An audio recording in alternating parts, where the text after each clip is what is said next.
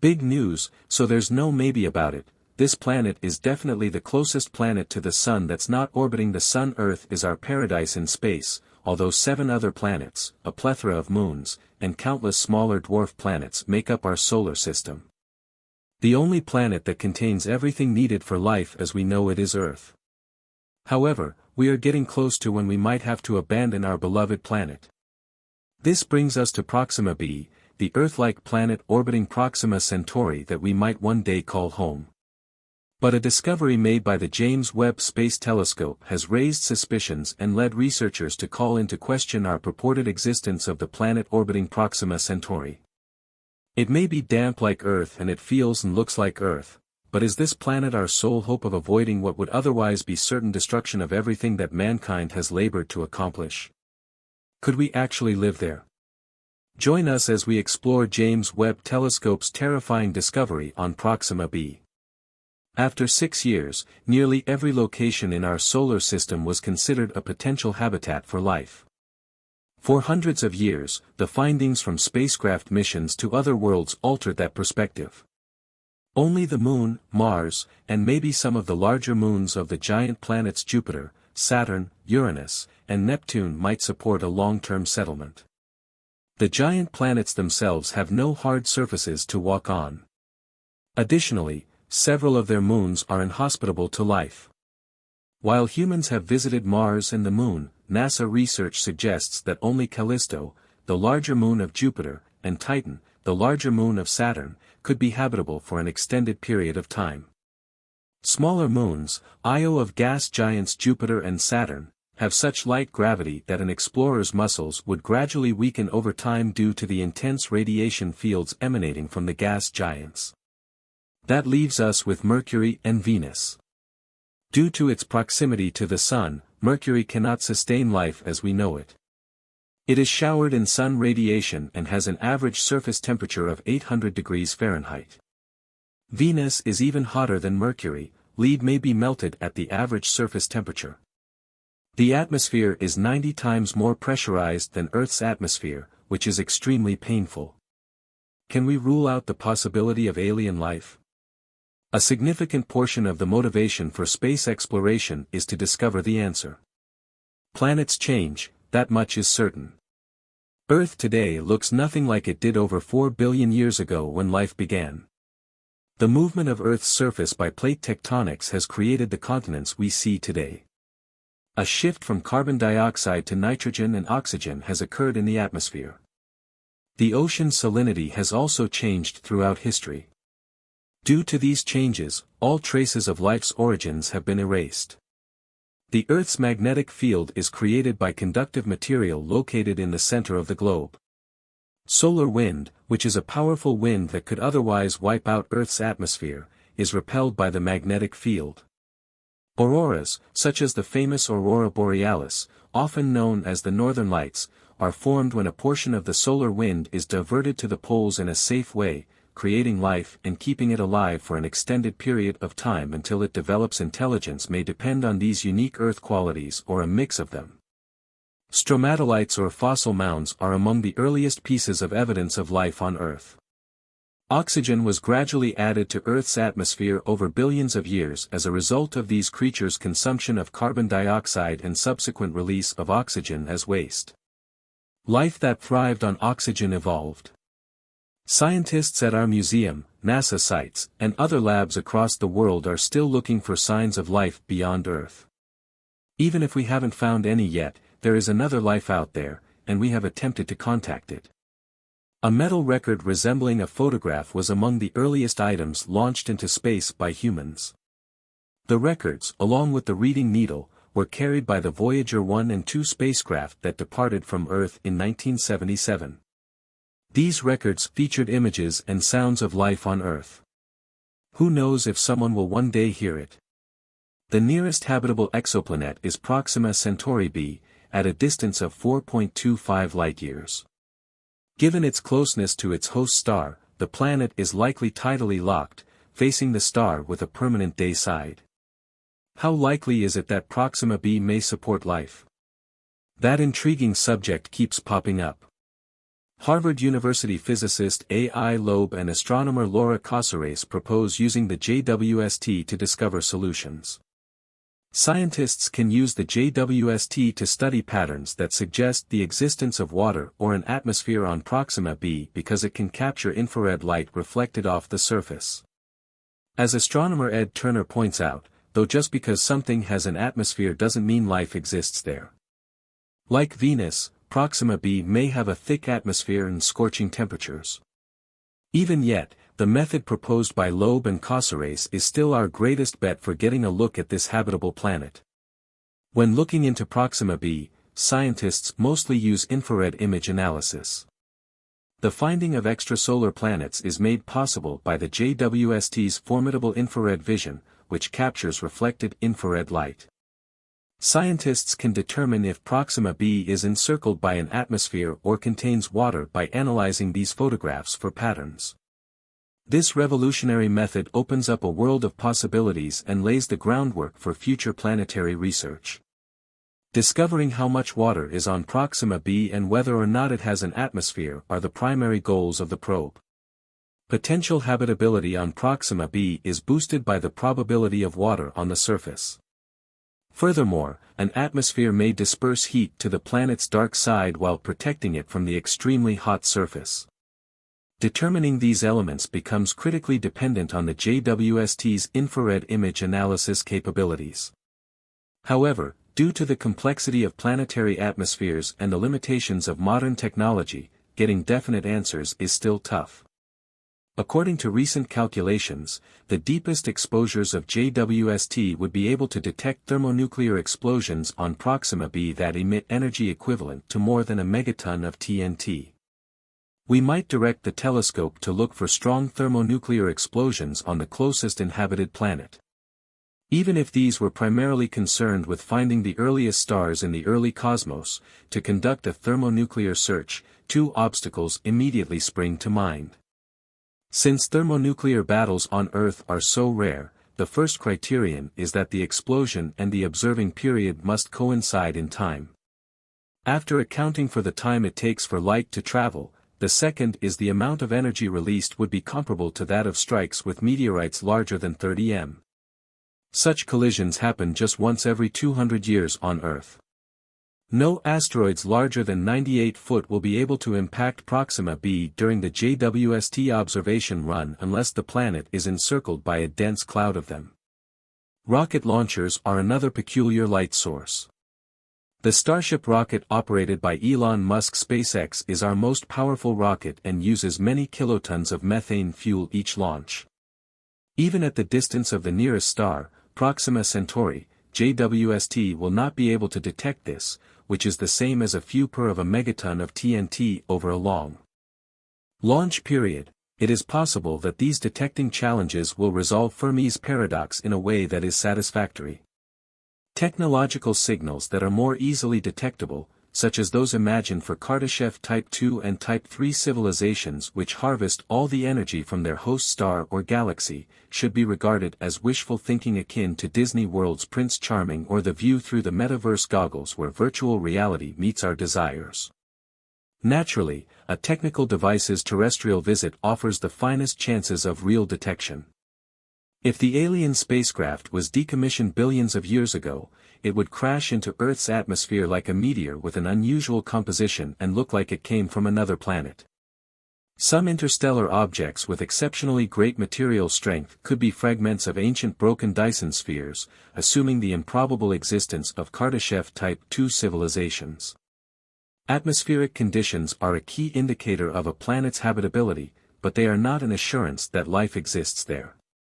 According to astronomer Ed Turner, life as we know it cannot exist in an atmosphere as dense as Venus's.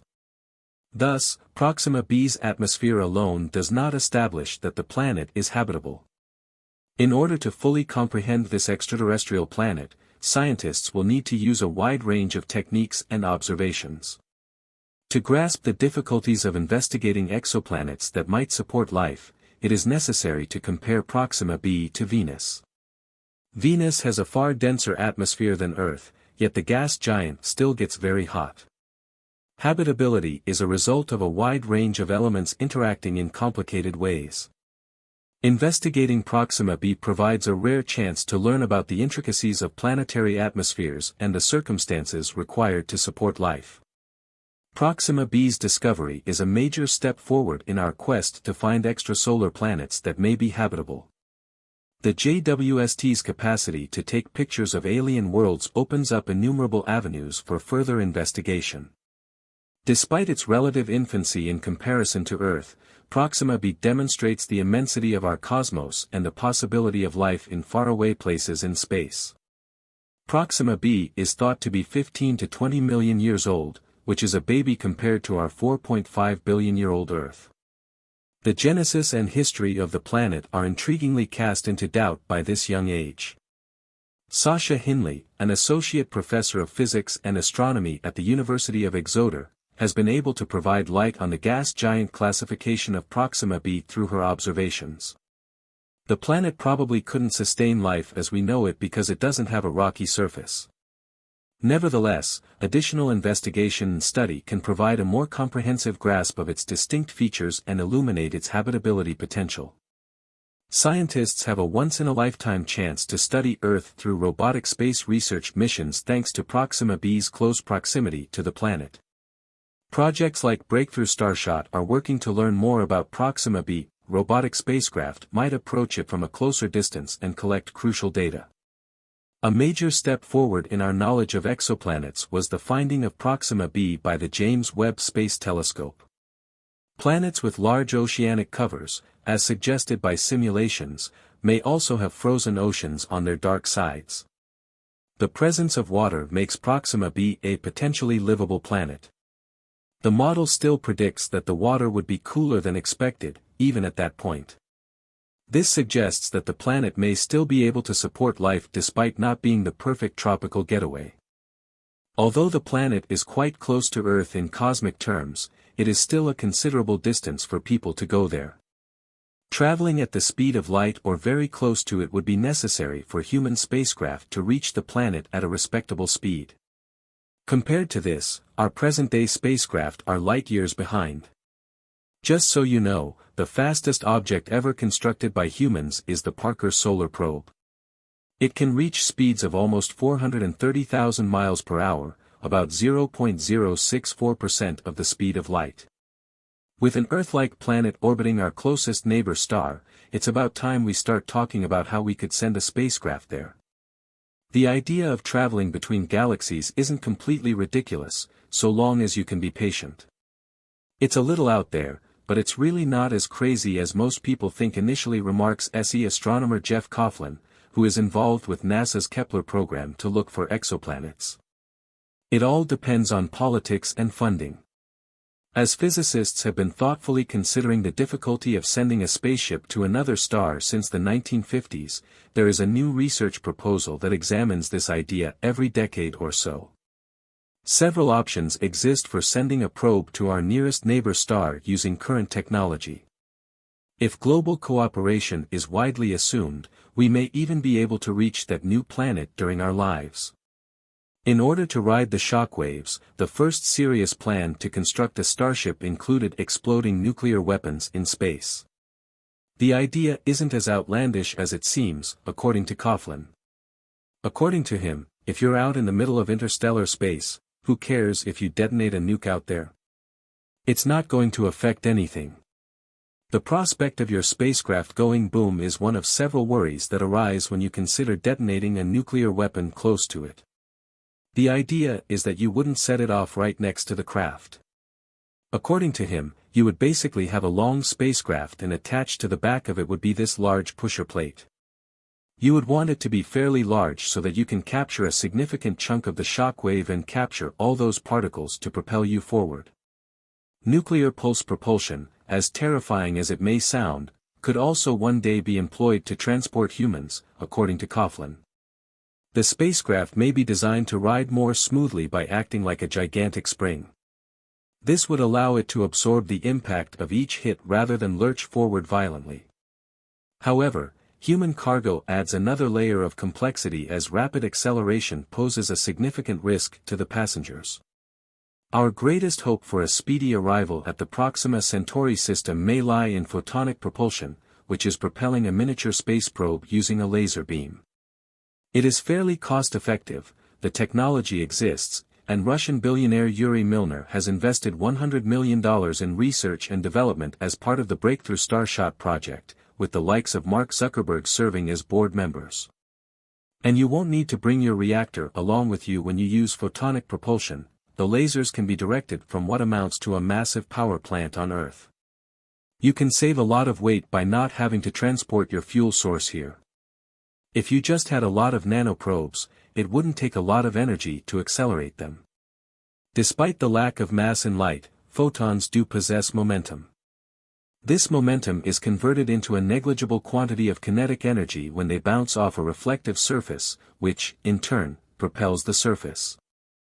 This is similar to the way solar cells, which collect energy from the sun, function. A tiny spacecraft could reach relativistic speeds of over 100 million miles per hour in the absence of friction by directing a steady flow of laser light into space. This would be close to 20% of the speed of light. Traveling to Proxima b would take no more than 25 to 30 years at those rates. One major roadblock to this strategy preventing the probe from being ripped to pieces at such absurd speeds is a handful of hydrogen atoms traveling at 20% of the speed of light will do significant harm. Therefore, such nanoprobes should be protected in some way. It would probably need an ablative covering so that small non-essential particles fly off when interstellar molecules strike it. Although a single atom won't have much of an impact, they might add up to a significant mass reduction of the spacecraft, roughly 30 to 40%, if used during the trip. In addition, we'd have to set up a huge laser system all over the world to continuously shower the probe with photons, at least until it gets too far away for this to be effective. Bigger and stronger communication receivers are required according to Coughlin, in addition to big honkin' lasers so that we can identify a signal when our probe reaches its destination. Specifically, the signal that we receive will leave 4.2 years after our probe arrives. Concerned about the spacecraft deteriorating due to interstellar material collisions, Milner's Breakthrough Starshot is investigating potential safeguards for the tiny vessel. As a proof of concept for a potential journey to Proxima Centauri, researchers at Cornell University are creating chipsets, which are simply little circuit boards with basic electronics. Our capacity to identify weak signals is continuously improving, especially with the completion of the world's largest single-dish observatory, China's Fast Telescope. If one really wants to build a spacecraft to travel to Alpha Centauri, fusion would be a major breakthrough. Coughlin asserts that would be the way to do it. Gathering hydrogen fuel from interstellar space would be a feasible alternative to using plutonium or uranium, the heavy elements needed for nuclear fission reactors. Unfortunately, there is yet no operational energy-positive fusion reactor, which is a major obstacle. Even though we have to put more energy into the process than it produces, we can still accomplish nuclear fusion on Earth, not just for interstellar travel but because controlled nuclear fusion could be a miraculous source of renewable energy. A great number of scientists and engineers are putting in long hours to achieve a fusion breakthrough. Creating a propulsion engine out of a fusion reactor wouldn't be that difficult if we could do it here on Earth. That is why it is imperative that we commence immediately. We have a better chance of becoming an interplanetary or perhaps interstellar species if we launch significant efforts to reach the stars sooner rather than later.